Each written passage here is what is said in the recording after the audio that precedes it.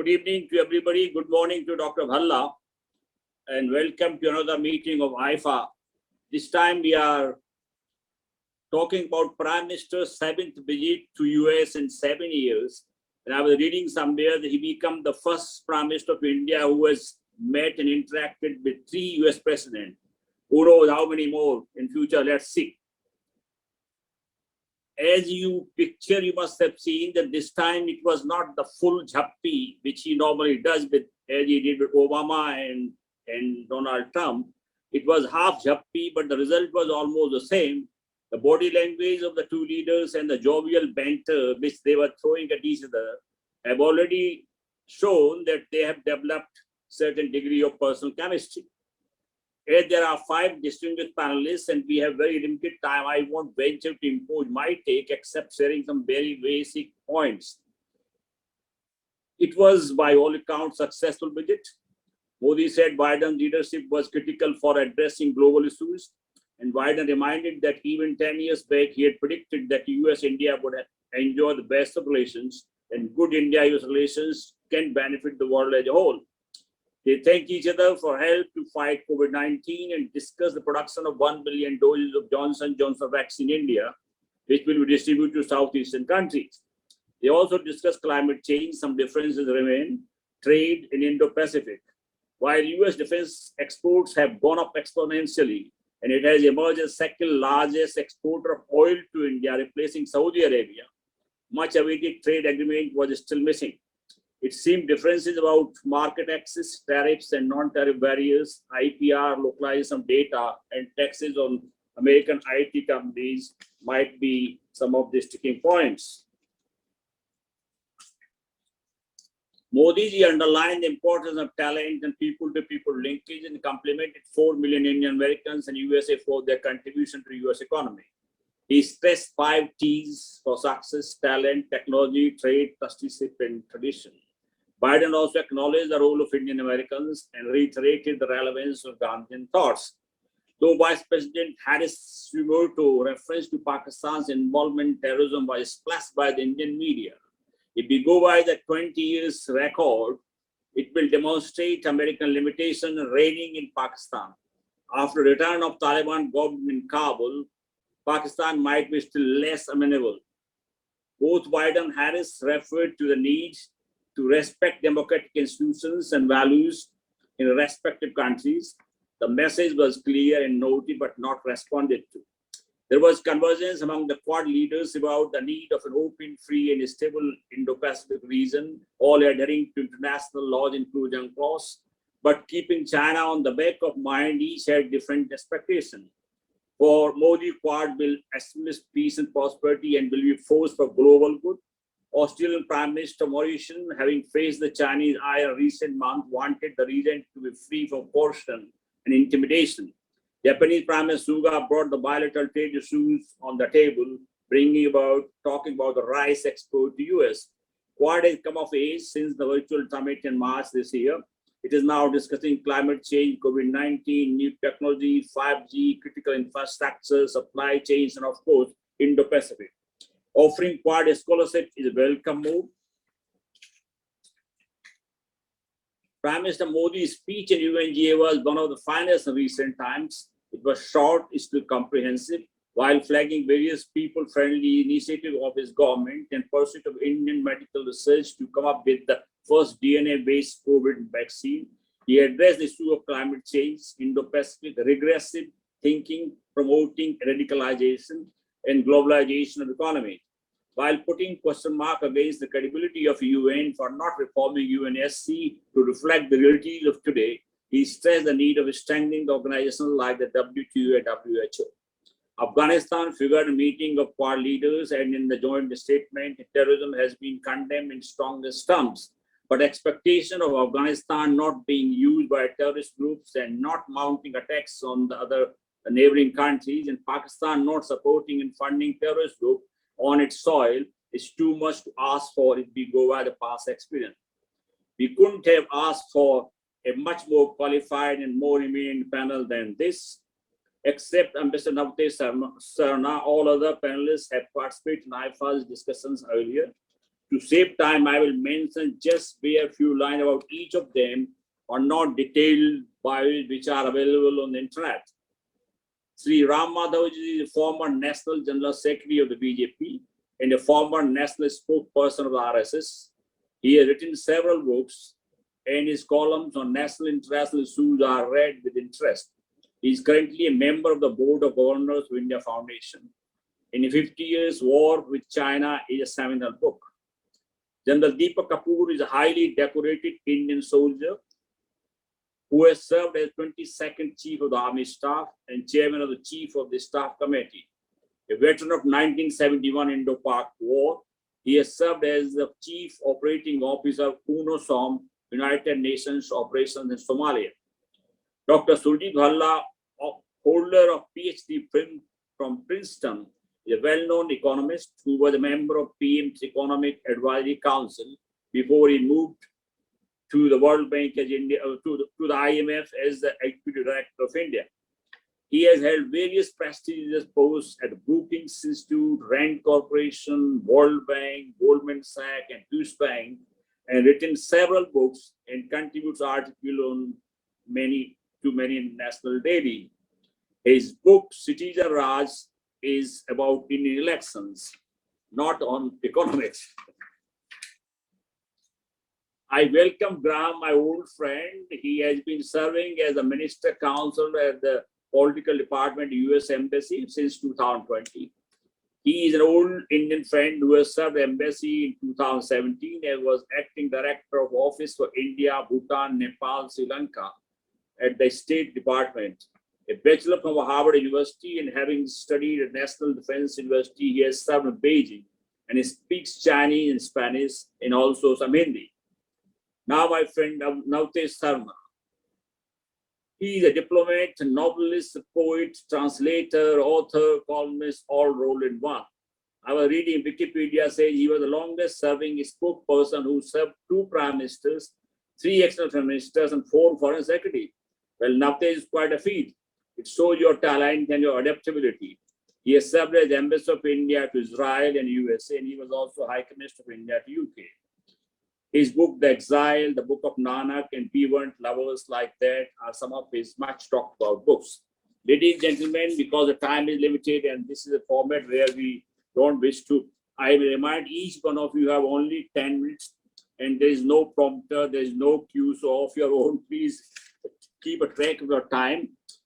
As Graham, as the visit was hosted by you in your country, I think I will give you the honor to initiate your remarks and give us American perspective of the visit of Prime Minister Modi to your country.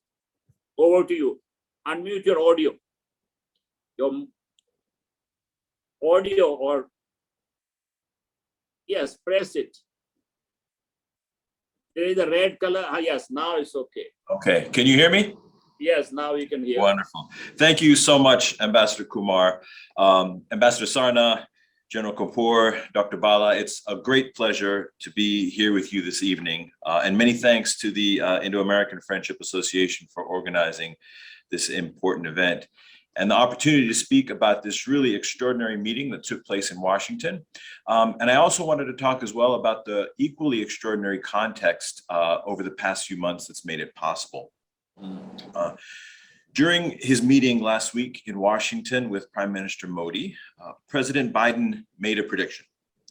He said that the relationship between India and the United States, the largest democracies in the world, was destined to grow stronger, closer, and tighter, even than it already has, in a way that will benefit the entire world. Friends, it's becoming increasingly clear to us that our country's deepening bonds of friendship and strategic alignment will continue to expand quickly, and that our respective peoples see this as a very good and important development. Even in the early days of the Biden administration, we saw an unprecedented pace of senior level engagement between the United States and India, beginning, of course, with the visit of Defense Secretary Lloyd Austin and the first ever virtual Quad Leaders Summit in March. That summit in March laid the foundation for the expanded cooperation on COVID-19, climate change, and critical technologies announced just last week during the inaugural in-person Quad Leaders Summit.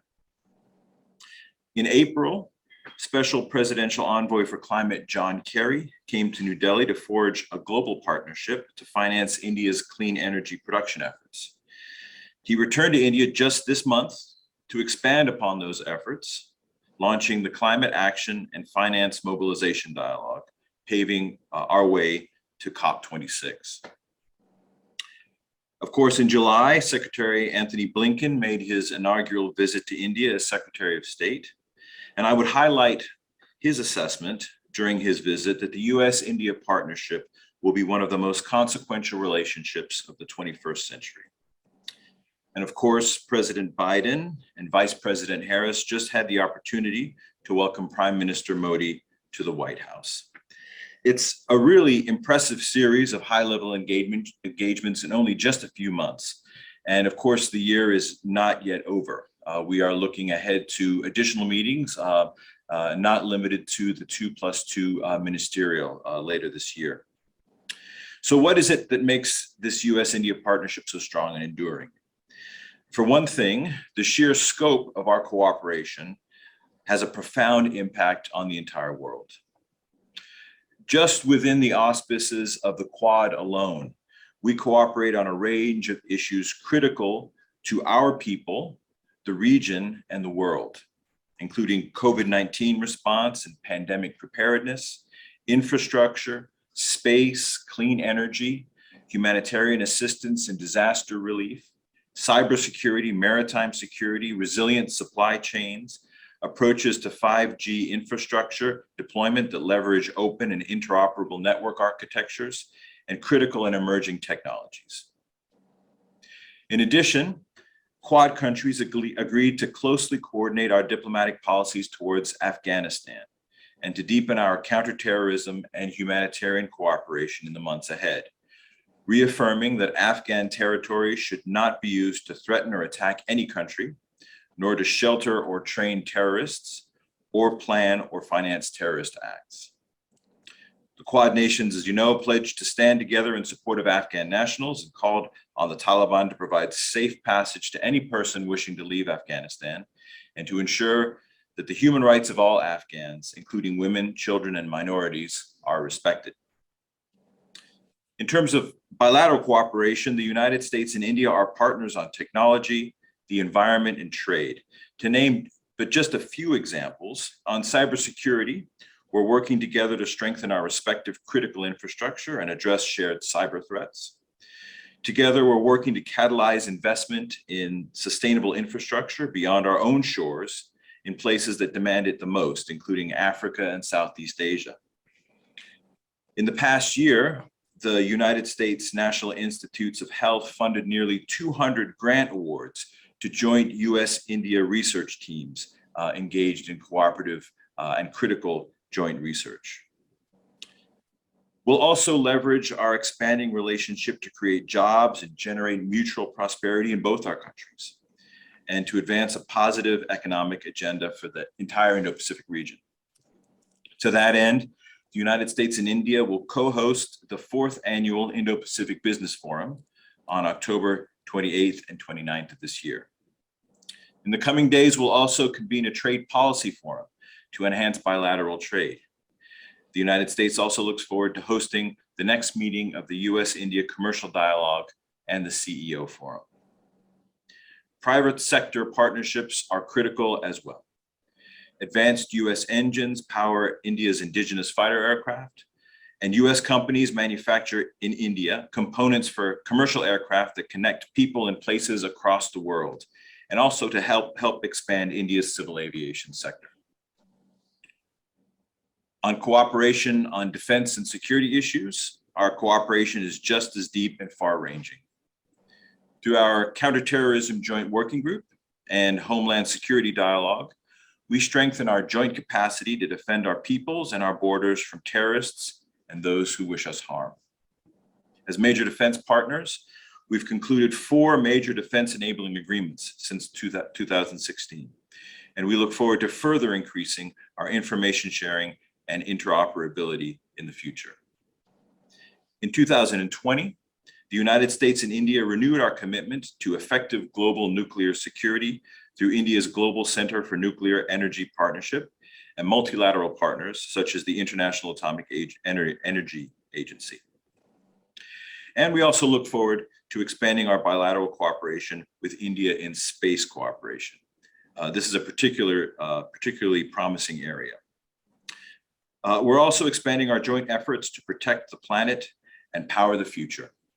The United States supports India's ambitious goal of deploying 450 gigawatts of renewable energy capacity by 2030, including through the recently launched and revamped Strategic Clean Energy Partnership. We've launched a public-private hydrogen task force and a biofuels task force to expand the use of clean energy technologies and decarbonize our energy sectors. Underpinning everything in our relationship are people-to-people ties. For example, US visa sections here at Mission India issued a record 62,000 visas to Indian students for just across this summer, in the months basically of July and August. We partner on higher educational exchanges, on economic empowerment and entrepreneurship, and on scientific and oceanic research through a variety of mechanisms.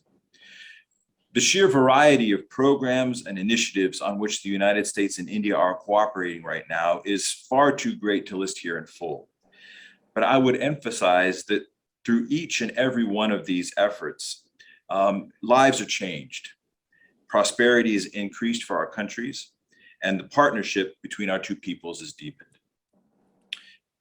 As we redouble our efforts to advance our relationship and realize the vision that President Biden and Prime Minister Modi laid out in Washington, there's no better indicator that our shared efforts are on the right side of history than the fact that the people of the region and the world regard the US-India partnership as an unquestioned force for global good.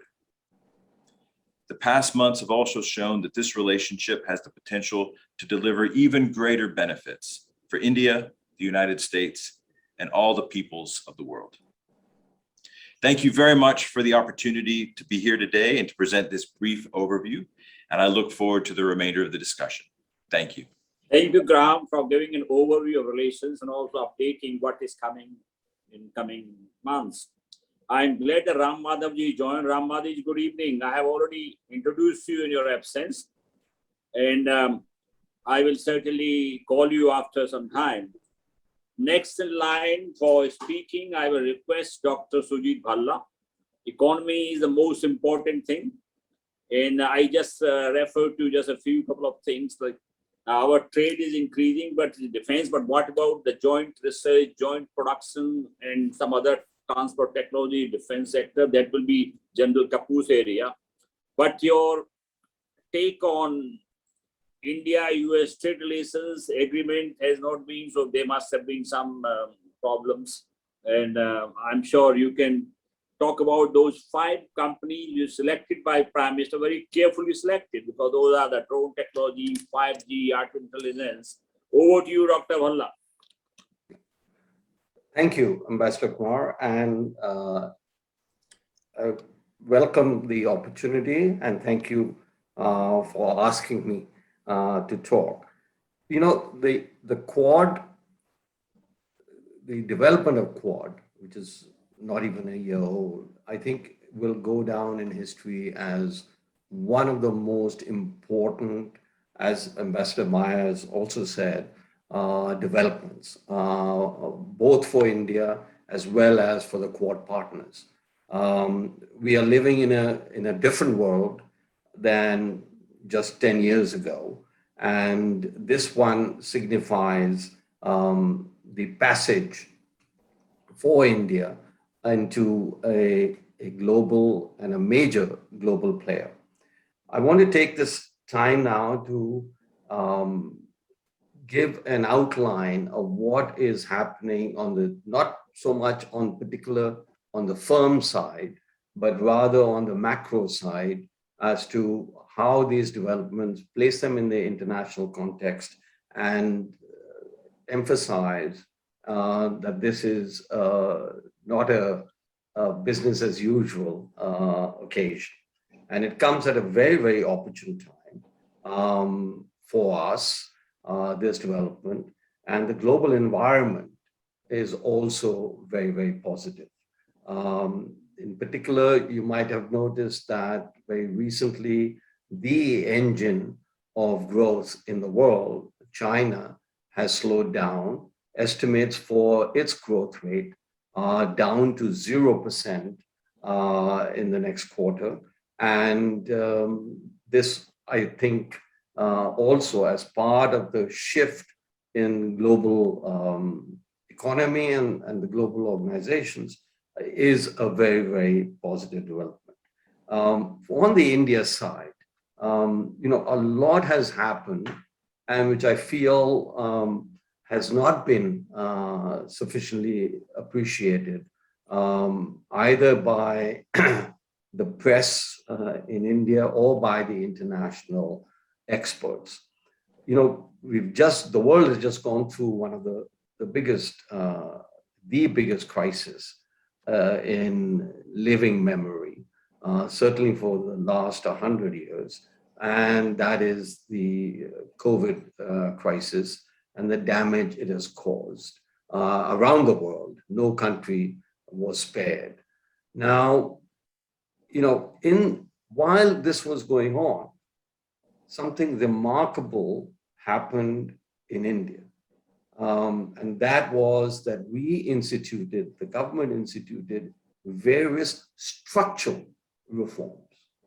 And there is no, while at the IMF, I have occasion or necessity to read whatever is happening in every other country in the world. And there are 2 or 3 other countries, in particular Brazil and Indonesia, that did institute reforms, but the magnitude of the reforms in these countries was far, far lower, whereas India is an outlier by any definition of reforms. And this is, underlines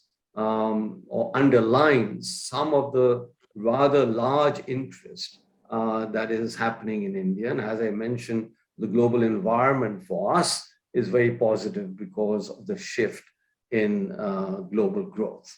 Now, some of the reforms, I remember, all of you will remember, that privatization was considered to be a 4-letter word.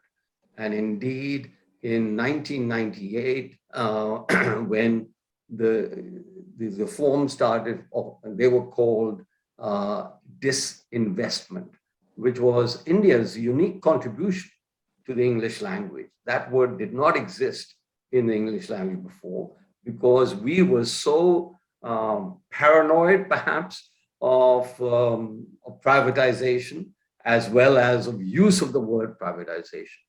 And if one believes the newspaper reports, etc., that I think Air India is likely to happen very soon, and this will be another huge signal to the world that India is ready for a significant leap forward.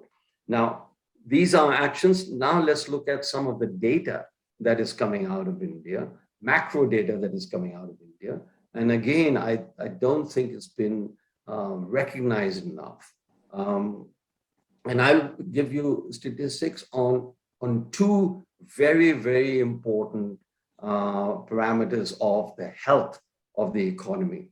I mentioned reforms, which is more suggestive of future health, but also now I will point to the present ongoing health of the economy.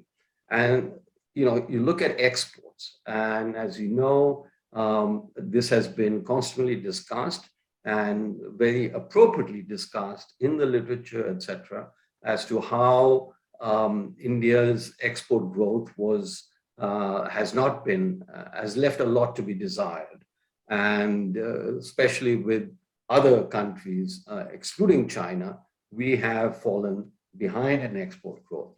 Now, over the last, so my reference point is the export growth, export levels in 2019-20. So this is before the pandemic.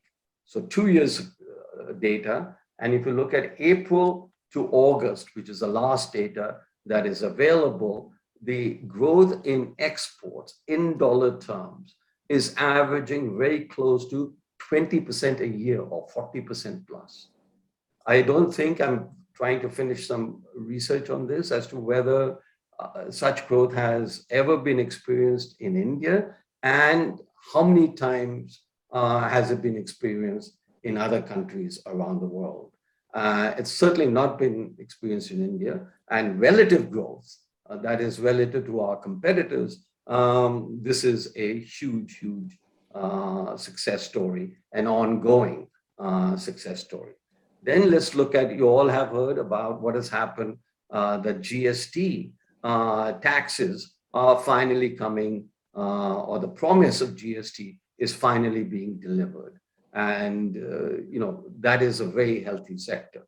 But the other big story in India is what's happening to personal and corporate income tax revenue collections. That is also up at 20% a year relative to April to August of 2019. So these two macro parameters are very, very suggestive of the health of the Indian economy. The other aspect that is also, and we've all, as I mentioned, all countries went through a rather tragic episodes with COVID. No country was spared. And the latest data on India in terms of vaccinations, which you all know about, the global average is about 40% of the eligible population has at least received one dose. And India now, I think, slightly exceeds the global average of 40%. But if one looks at the seroprevalence surveys, that is as high as about 80%. So in terms of, and we all worried, and we should be worried about a possibility of a third wave, and all countries are worried about the possibility of a third wave. But if you look at these data, it suggests that the likelihood of the third wave, given the seroprevalence surveys as well, or the incidence, as well as vaccinations, that I think that risk is not that high in India, and will also help in the recovery process. So there is, and as I mentioned before, the structural changes, they will begin to show fruit fairly soon, are showing fruit fairly soon. So if one looks at the global situation, it's very, very positive for India, as the ambassador has also emphasized, and very positive for the world, because the world needs a growth engine. We are a large population, a large economy, and we can make significant domestic. I've just mentioned all the possibilities and the reforms there.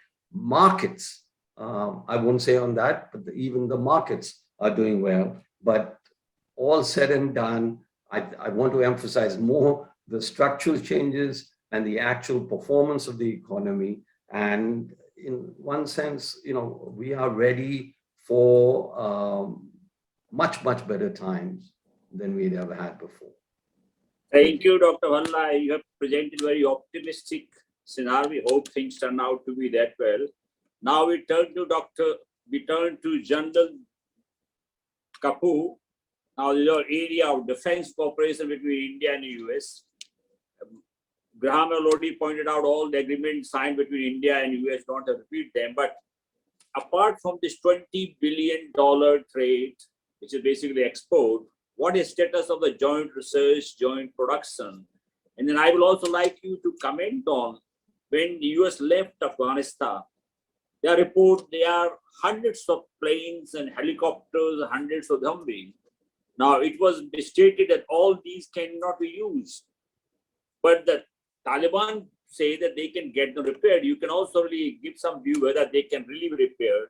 And the kind of guns and weapons left there, they will again be used by these terrorists mounting attacks on India. Over to you, General Kapoor. Thank you, Ambassador Surjit Kapoor. It is indeed a pleasure to be addressing this August gathering. Let me start by highlighting important milestones in progression of Indo-US defense, security and cooperation. Some of these aspects have been touched upon by Ambassador Mayor, but I'd just like to put them in a proper perspective.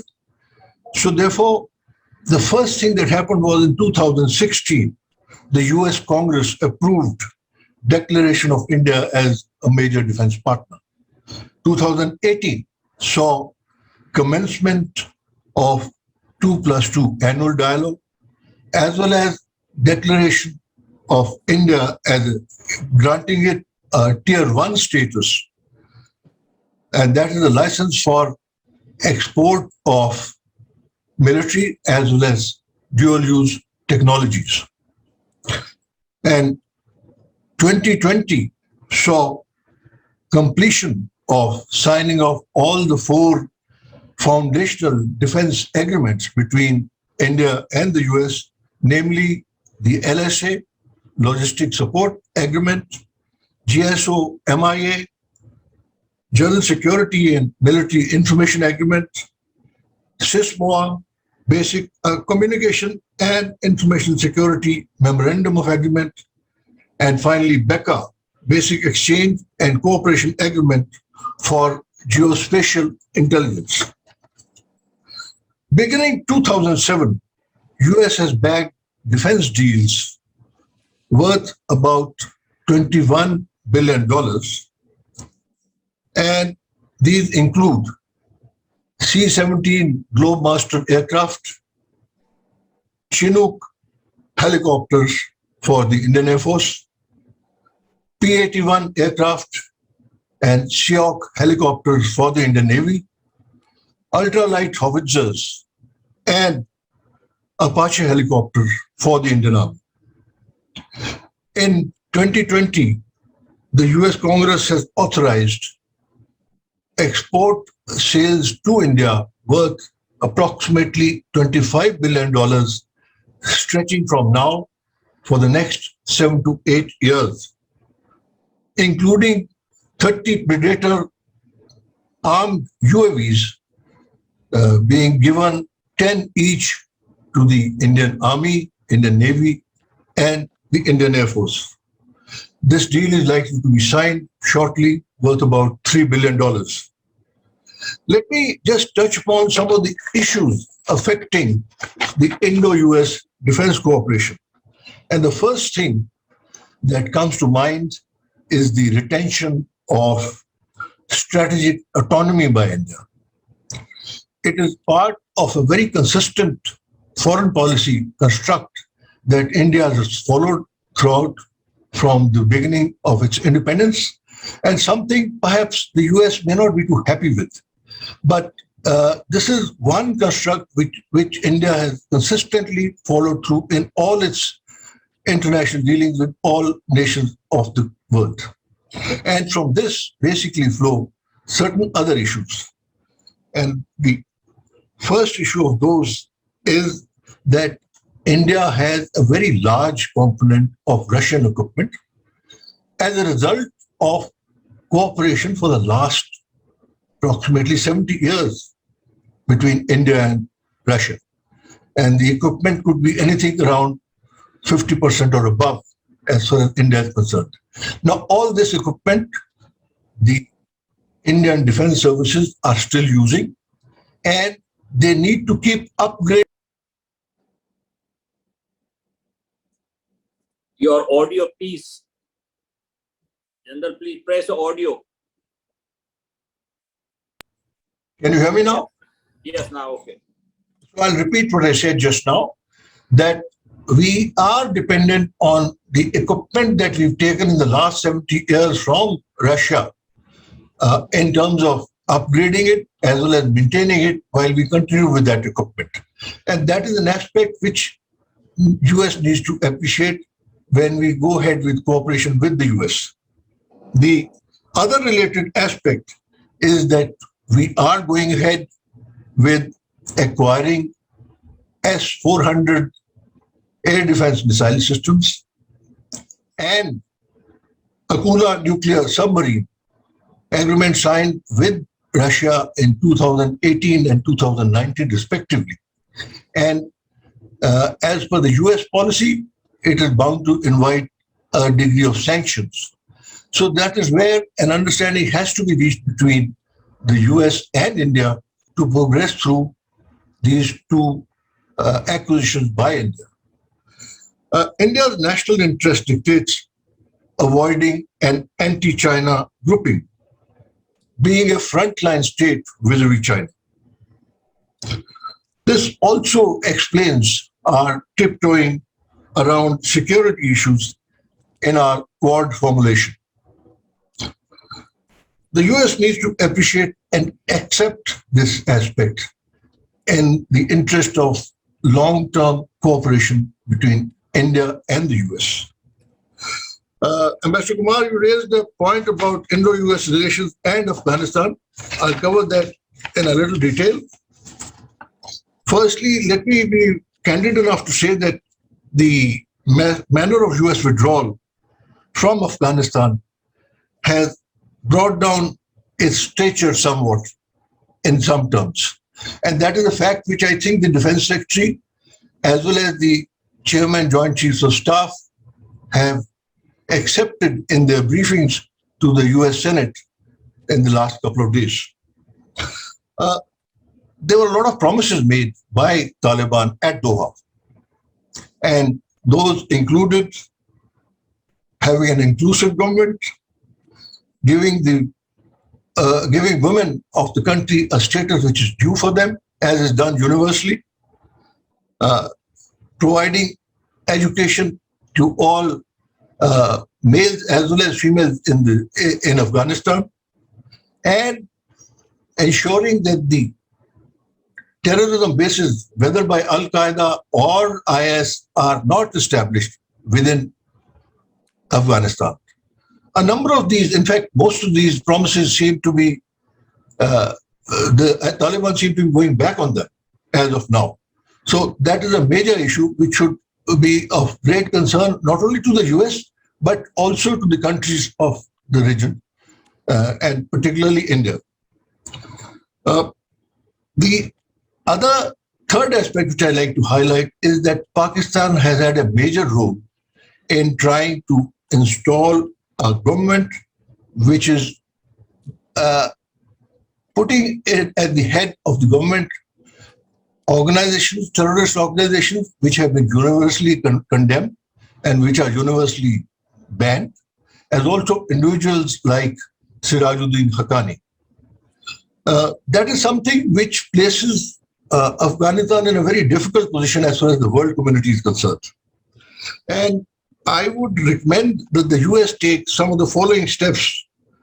Firstly, is to pressurize Pakistan to get back to the tenets of the Doha Agreement, which was very wisely reached between the two sides, and try to implement that.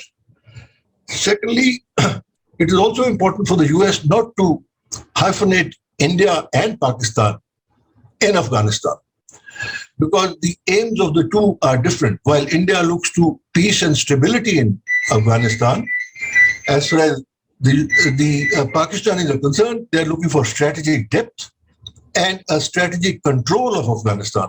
So there's a tremendous amount of difference on that score.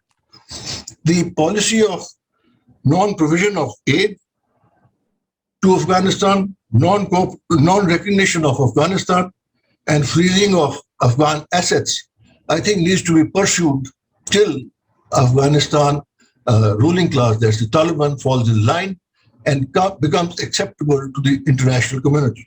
So your time is coming. Yes, I'm aware of my timing. The Indo-US goals, if you notice it, seriously look at it, the Indo-US goals are almost similar in Afghanistan. So therefore, there is tremendous scope for enhancing additional defense and cooperation in Afghanistan between the US and India. Lastly, a word about expansion of terrorism from Afghanistan towards India, especially Jammu and Kashmir. India has been fighting a proxy war in Jammu and Kashmir for the last 32 years. Let me assure everyone that our security forces in Jammu and Kashmir have developed enough capabilities to face any challenge and ensure peace and stability in the state. While Afghan-based terror groups may pose enhanced threat, I'm confident that we are quite capable of neutralizing it. Thank you very much. Thank you, General, for giving a very important defense perspective. Now I will turn to Ram Madhavji. Please appear. Ram Madhavji, you are there. Yes, Ambassador Kumar, I'm very much there. Welcome to this program. And in your absence, I had introduced you all what I have been saying about the same thing. So that's good. Now, please, you have heard the three speakers. Now, floor is open to you. You give us just broad perspective. What is significance of this visit as you see it? Thank you, Ambassador Kumar. I will be very brief. Like all the previous visits, this visit also has been a very successful one. There were a few apprehensions in the beginning that, especially about the new democratic leadership in the US, whether they will respond to our visit in the same manner as we used to, the kind of reception we used to get under the previous dispensation. But we all have seen how very friendly and warm reception was extended to our Prime Minister, both by President Biden and Vice President Ms. Harris. As far as the bilateral relationship is concerned, as my previous speakers also have related, with every visit, it gets stronger, it gets more prospective. I think this relationship has reached a stage where we both countries value it and benefit from it. There is nothing much to add about the bilateral part. But Mr. Kumar, my point is that we should now also think seriously about a couple of other major concerns. One of them is, of course, not our direct botheration, but the internal situation in the US itself. Whether the US administration, US government, US democracy will remain stable, will be in a position to overcome the current major crisis that it is facing today. How it will be, what will it do to handle its international obligations, global obligations, responsibilities, is one concern many friends have, including friends like India, because we see a lot of value in this relationship, not just at the bilateral level, but at the global geopolitical, geostrategic level also. There, the ability of the current US dispensation to play a pivotal role is coming under a lot of suspicion, a lot of doubt and all. The second is for India. It's also important to look at what is happening in the geopolitical or geostrategic sphere in its immediate neighborhood. We are at the intersection of two important geostrategic areas. One is Eurasia. I mean, for President Putin, it was a big mission to lead or champion the cause of Eurasia. And of late, President Xi Jinping also has found a lot of value in taking more, spreading more influence in the Eurasian region. And with its withdrawal from Afghanistan, the US has practically walked out of Eurasian region. The Eurasia, which is to our west, has today come under the total control, total spell of Russia and China. This is one reality that we cannot turn a blind eye. The second reality is to our east, in the Indo-Pacific. The American influence, of course, is there, very strong, very substantive, right from Japan to Australia. They have friends, they have their presence in a big way. But there also the Cold War symptoms are also clearly discernible, clearly visible. India stands at the intersection of these two new geopolitically hot regions. Incidentally, we have our interests in both the regions. We have great interests in Eurasia. As generals have pointed out, we depend for our defense needs on countries like Russia. We depend on many Middle Eastern countries for our energy needs. And we don't want to depend on countries like Afghanistan and Pakistan because they are the source of terror problem for us.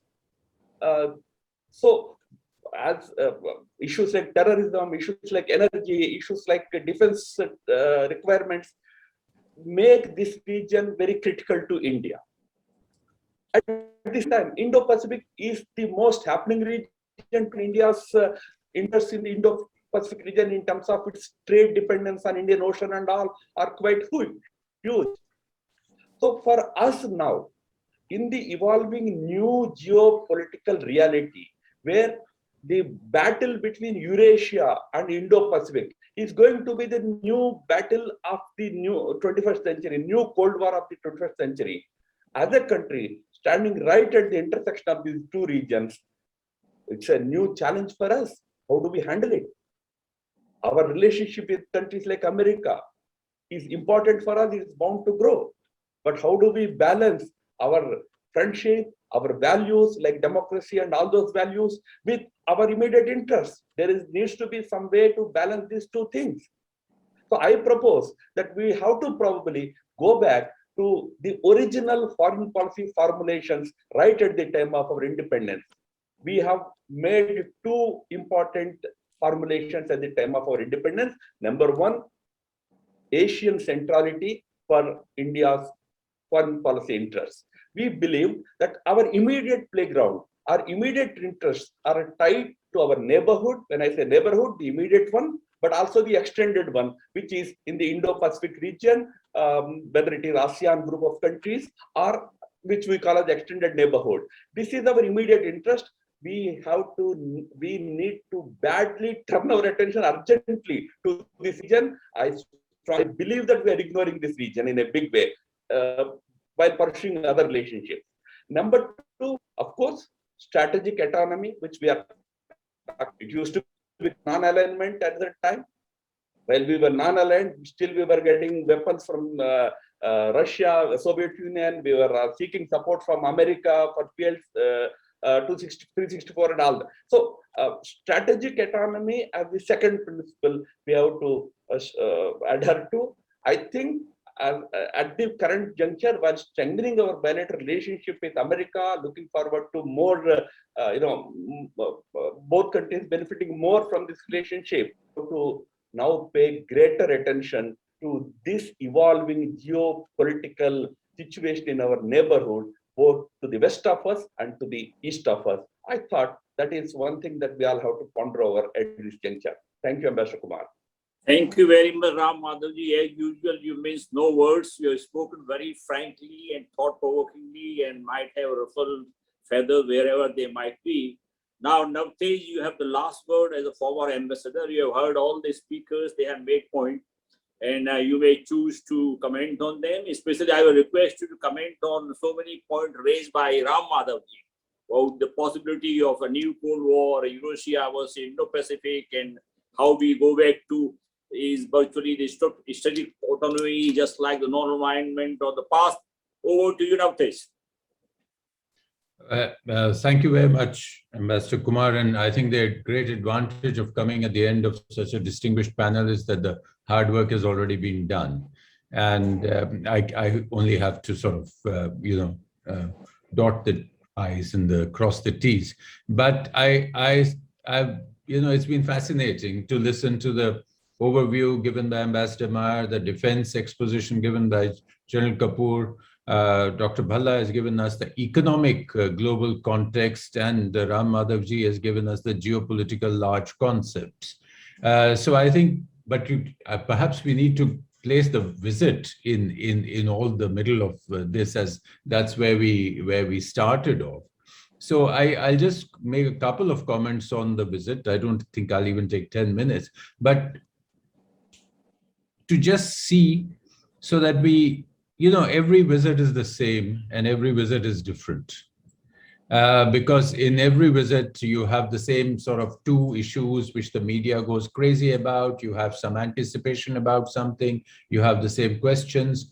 And then there is the difference because in every visit, the context is different, the challenges are different, the personalities are different. So if I was to look back on this visit, I think the most important thing was that it has dispelled some of the doubts that we may have had regarding the Biden administration, which is not just the fact that it's a Democrat administration, which comes within its own nuances and mindsets, but the fact, if you go back to January this year, people were worried, will Biden remain as strong on China? Will Biden focus go away from the Indo-Pacific? Will Biden really think Quad is, no use? Why, So these issues were on a lot of minds, and his relationship with Russia, etc., and a lot of that would impact upon the Indo-US relationship. So I think one thing that has been established is that Biden has come down very strong on China. He's made the Indo-Pacific and the Quad the center of his foreign policy. The second thing that has come out is that Biden is sticking, despite Afghanistan, he's sticking to the idea that the US wants to come back to global leadership and to engage, and to do it through an engagement of partnerships, engagement with the allies. And it wants to show that leadership. Because one of the narratives that has come out post-Afghanistan, the rather botched up withdrawal from Afghanistan, has been that this will give us time to handle China in other places. So this is, again, something which has played positively into the Indo-US relationship.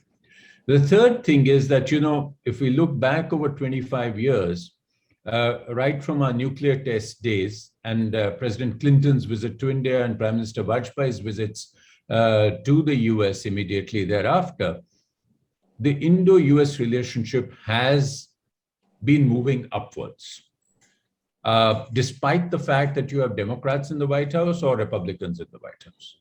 So broadly, give or take a nuance here or there, you have moved upwards. And I think it was important for the Prime Minister to meet Mr. Biden personally in his capacity as president and make sure that this story goes forward.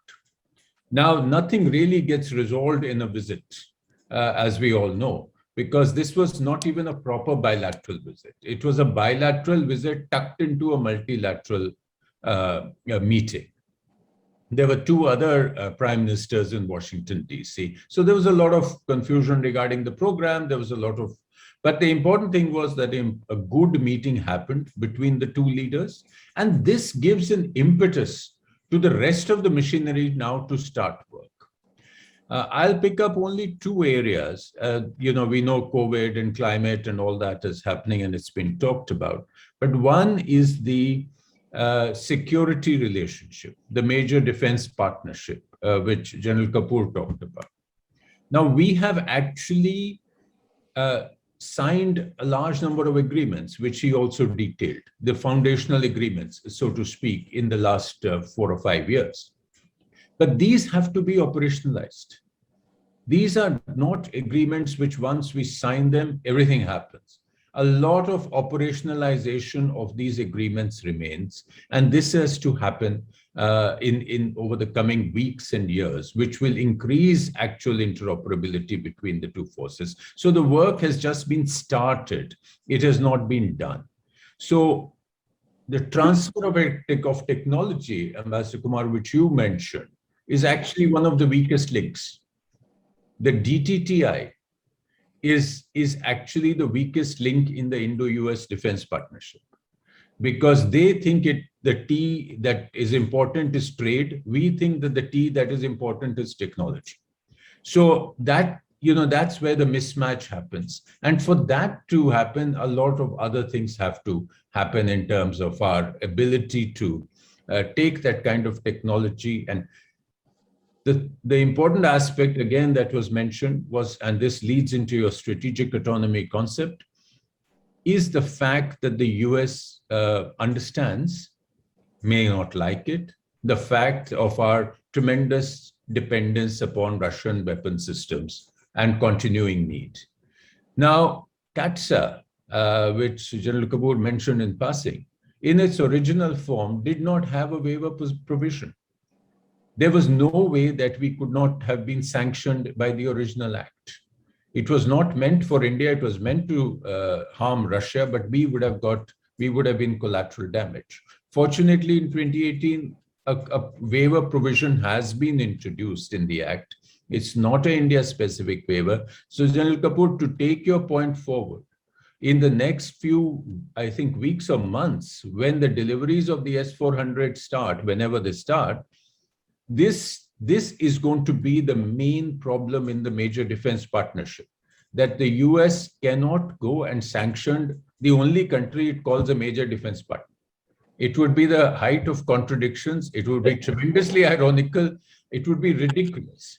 But such is the situation that they will have to find a good enough narrative, and we will have to help them find it so that they can find this waiver. The other aspect on which we haven't talked enough, although Surjit mentioned the global context, is the trade aspects. The India-US trade positions, which really became the focus of the relationship during Trump administration because of President Trump's very transactional attitude towards trade. Trade balance, our market access issues, our tariffs. He called us tariff king. He called us all sorts of names. And then there were some retaliatory reciprocal tariffs that we had to do, and the loss of the GSP. Now, these issues have not been resolved, and these were not addressed during this visit. You see very perfunctory mentions in the joint statement. But these have to be actually handled and sorted out. And similarly, there are new issues which have added. Issues like data privacy, data localization, big tech in India.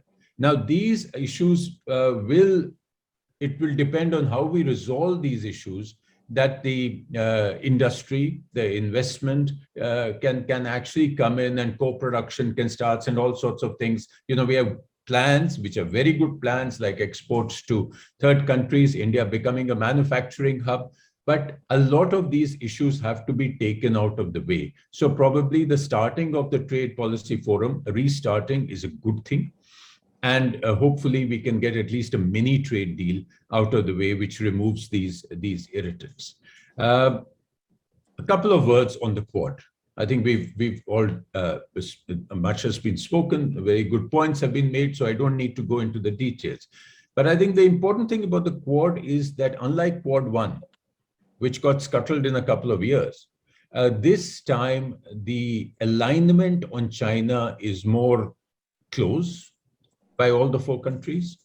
The perception is more clear-eyed about the Quad's intent, about China's intent, particularly in the Indo-Pacific. And the comfort levels are being kept in mind. So the civilianized agenda of the Quad that you see is a reflection of the comfort level, but particularly of India. We are happier doing vaccines, we are happier doing cyber and infrastructure, etc., than security. But let us not forget that the security aspect of Quad cannot be wished away. I mean, the full name is Quadrilateral Security Dialogue. So we can't wish it away. Your Malabar exercise has become a 4-country exercise, which has essentially become a Quad naval exercise. Fortunately, AUKUS has come by. How AUKUS plays out in the Indo-Pacific still remains to be seen, but for the moment, it takes away the security dimension focus from the Quad and makes Quad sound more goody-goody, which is fine. And it suits India. And it gives us that elbow room, the strategic autonomy room, which Madhav talked about, because it enables us to still work with China, say in BRICS and SCO, however uncomfortable we may be at the moment sitting with them. And it enables us to work with Russia on so many other issues. Now, this is for the future, I think, as you move into an era of geopolitical rivalry, it is inevitable that people who are in the middle seeking elbow room will get squeezed out more and more. And that is what I think we have to guard against. And there seems to be only one way. I think Madhav raised the question, but I don't know what the answer is. In very broad terms, my answer is that I have to be more important to each of these people than the danger that I pose to them. So no matter what I do with the United States, the Russians should still find value in me, and vice versa. And that is the narrow space that we have to navigate. I'll leave it at that. But if there are any questions and issues, because this is, and we're just trying to pack in a lot in a few minutes. Thank you. Thanks a lot, Navare. You have already addressed whatever point were raised. But before I take some questions, I think I must give some time to Graham. Your country has been mentioned in different ways by all the participants. Do you want to make any comment before I take questions? No, not necessarily. I think we can move directly to questions. I think that's fine. Okay, fine. Now we have some time for questions. Are there any questions? Otherwise, as usual, I invite the comment from our prominent participants. Now, I see our senior-most colleague, Ambassador Eric Gonsalves is there as usual. He is a great supporter. Sir, are you there from Bangalore? Ambassador Eric Gonsalves. Yes, sir, and I'm here. So you have heard, sir, so many interesting points, and I think with your seniority, you might have some perspective to offer. Well, no, I have a comment or two. It's impossible in the short time that's available to go over the whole thing. The range is large. In 2-3 minutes, sir. Yeah, absolutely. Okay. The question here is that we are ourselves in the process of evolving into what is a different geopolitical situation. In this, I think, first of all, we also have to conserve our own local strength. And that is where our greatest weakness is, that in the regional setup we are very weak in respect to our immediate neighbors, in respect of ASEAN, and maybe even in respect of West Asia. And without this kind of supporting strength, we would find ourselves not having enough bargaining power, because frankly, even in the Quad, I mean, everything is not going to be simple and easy. We are going to have to negotiate with the Americans. We're going to have to work against a lot of things within America. We're going to have to deal with the problems of China and the capacity of China. And that is where, as I say, in the neighborhood, we do need to sort of build up our strength. That's number one. Second thing, of course, is that what we do with the Americans are not going to be all welcoming. I mean, they say nice things in meetings and so on. But when it comes down to, for instance, the S-400, I am sure that we're going to have one hell of a job to get that across. And in this, I think that we have a difficult proposition in the domestic politics of America. People are not in those elevated stages where they were thinking of the world and what we could do, and the Americans can do this. Now they're very petty. I mean, the level of discourse and the level of interaction between the two parties and even within the parties in Congress and so on is a great problem, and we're going to have to address that forcefully. And we've also got, lastly, I think that although we are making economic progress, I think that fundamentally we must work towards a greater degree. I mean, strategic autonomy is not strategic economy purely in strategy terms. It's a autonomy in full terms. If you're not economically, we're going to wait in waiting for things to come in for our production thing from China and so on. Of course, we will have to take China into account. And I agree that with Ram Madhav that the Asian, Eurasian thing and so on is of basic importance. But that is something in which we have to be strong enough to be able to educate the Chinese into coming along with us. We are not going to have to, we won't force them unless we have power and capacity and the economic capacity and the strategic capacity of the United Kingdom. Okay, thank you, sir. Now, I don't see other question. Let me ask one question to Navtej and one to General Kapoor. General Kapoor, this nuclear submarine technology being given by US to Australia, AUKUS. Now, if I read newspapers where it says the first submarine is likely expected to be delivered in 2040. Now, from now till 2040, 19 years, a long, long time. Do you think China will keep sitting like a duck, won't do anything? Don't you think this whole thing is going to start, encourages for China to go ahead and lead in the same field, come up with more advanced submarines of their own? General Kapoor, your audio. Right. Ambassador Kumar, let me put it this way, that Indo-Pacific region is very important to us, and we happen to occupy a place which is central to it. And as far as we are concerned, we did have a nuclear submarine till now, and we continue as part of our negotiations with Russia. We are expecting to get one again. But let me put it this way, that the kind of nuclear submarine that the Chinese are expecting to accumulate over this period of time, we perhaps will be lagging far behind. While that is so, we also expect US, UK and Australia with this AUKUS that they have formed to come into the Indo-Pacific Ocean to build a kind of a strategic barrier for the Chinese to carry out expansion which is against the international rule of law. And to that extent, there would be certain constraints which the Chinese would have to face if we look at it purely from a confrontationalist or an expansionist attitude by China. Okay, Navtej, you talk of mini deal with US.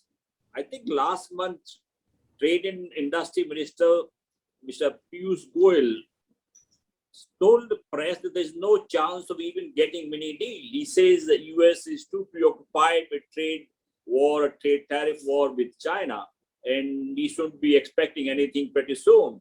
And we have serious differences because if you go by the speeches made by Ambassador Juster before he left, and FICCI, CII, and everywhere, he blamed India for the lack of progress on the trade deal. Well, the minister knows better. If we can't do it, we can't do it. But I think it should be done, and we don't need to do a full deal. We don't need even to do it in terms of it's only that these things actually work better in a package. But what is very important is that the US industry is a very strong proponent of good Indo-US relationships. They are a very strong lobby. They see India as with tremendous potential as a market, as a partner. If they don't get the right signals, and if we don't move on the small things, then I think this image somehow becomes negative. So I'm sure that, while we may not be able to solve all those issues, there are some things which can be removed. There are some things, for instance, particularly on the digital issues, a separate package of agreements or understandings.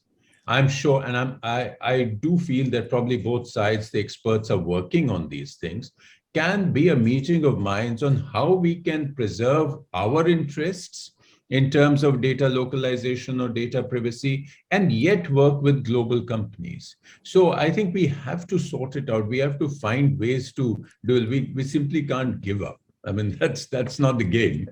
So, Okay, thank you. Before we close, I would like to give 1 minute each to Dr. Bhalla, to Graham and Ram Madhavji, whatever you want to say in the end. Dr. Bhalla. No, I found this all very useful. I really, and this is something for all of us Indians to consider, as to what one reads in the media, the international media, as well as the domestic media, on various aspects related to the economy, which is the only thing I can talk about, is at strong variance with the underlying reality. Maybe you should organize a talk. I'm trying to come to grips with why that is the case, but I can say with complete confidence that is the case, and it's very bothersome.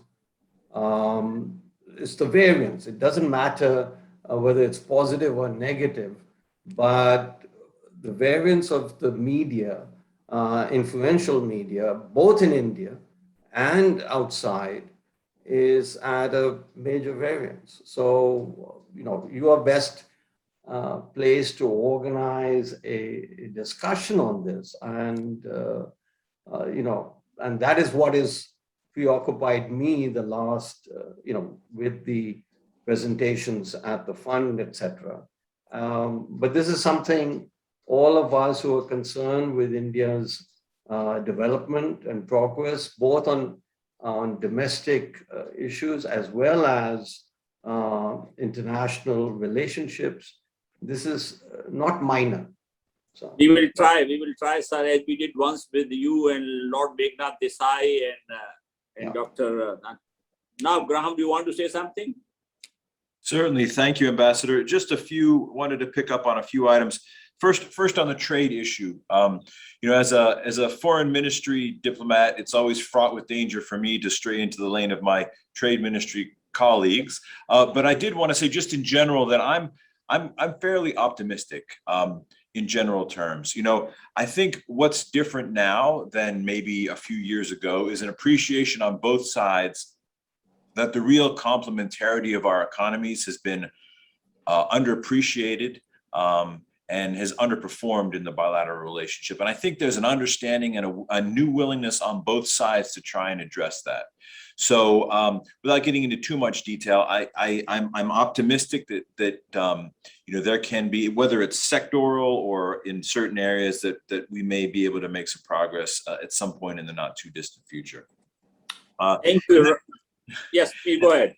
And then just pulling out of the aperture a bit more, I think another thing that's very important that's changed about the relationship, and a lot of this has to do with the work by distinguished people like Ambassador Sarna, is that I think that the mutual understanding of our countries about the sort of domestic political compunctions that we face and how that affects foreign policy, I think that understanding is much, much deeper than it used to be.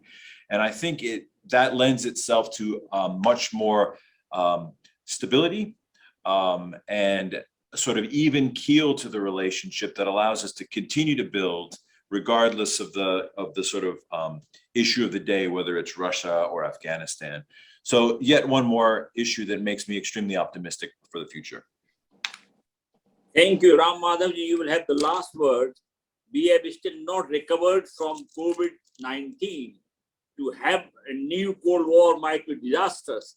So how do you see things in 1 or 2 minutes? I hopefully that Eurasia versus Indo-Pacific will not be such a grave situation where we go back to the Cold War time? Frankly speaking, I am quite concerned about what is happening in our neighborhood. We urgently need to pay attention to that. And in that, we need, of course, the support of countries like America. This bilateral relationship becomes very important for us from that perspective. But what help we need from America is to strengthen our economy. India's biggest challenge today is its economy, nothing else. All other things can wait. But the economy is certainly an area where we need a lot of support from countries like America. But that support, I probably am not as optimistic as Ambassador Sarna was earlier. If there is any one disappointing aspect of Prime Minister's visit this time, it was the response of the American, big tech, American corporations. None of them actually turned up for the meeting this time. And those who came were the ones who were actually taking over our assets in India, like Blackstone. I have nothing against Blackstone, but I'm saying what India needs from America today is two types of investment. One that gives us technology. Of course, that's not happening. Many speakers have highlighted it. Number two, that creates jobs here. Not something that comes into the stock markets here. Not something that comes and takes over our assets in Bombay and Delhi and elsewhere. I think on that, India needs to work much more in taking this bilateral economic relationship in the right direction. And the minister was right. Next 12 to 18 months, there is no hope for any trade deal between our two countries. So I think there we still need to do a lot. Ambassador, thank you. Thank you, everybody. Thank you, Ambassador Sarna, Madhav, Dr. Bhalla, and my friend Graham and General Kapoor. Thank you very much for spending your time to be with us. I was a small forum, but we do very frank discussion. I'm sure some of the things we are discussing here, you won't find them discussions that I said will do ideas. Thank you very much, and thank you all those who have joined from different places. And good night. Thank you.